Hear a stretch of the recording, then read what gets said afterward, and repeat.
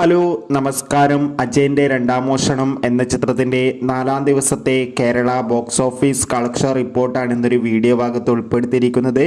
വീഡിയോയിൽ മുൻപ് video like ചെയ്യുക, ചാനൽ സബ്സ്ക്രൈബ് ചെയ്യാൻ വേണ്ടി ശ്രമിക്കുക. ടൊവിനോ തോമസ്, ബേസിൽ ജോസഫ് എന്നൊക്കെ പ്രധാന കഥാപാത്രങ്ങളായ ചിത്രമായിരുന്നു അജയൻ്റെ രണ്ടാം മോഷണം. ചിത്രത്തിന് മികച്ചൊരു പോസിറ്റീവ് റെസ്പോൺസ് തന്നെയാണ് ഇന്ന് 5-ാം ദിവസവും പുറത്തുവന്നുകൊണ്ടിരിക്കുന്നത്.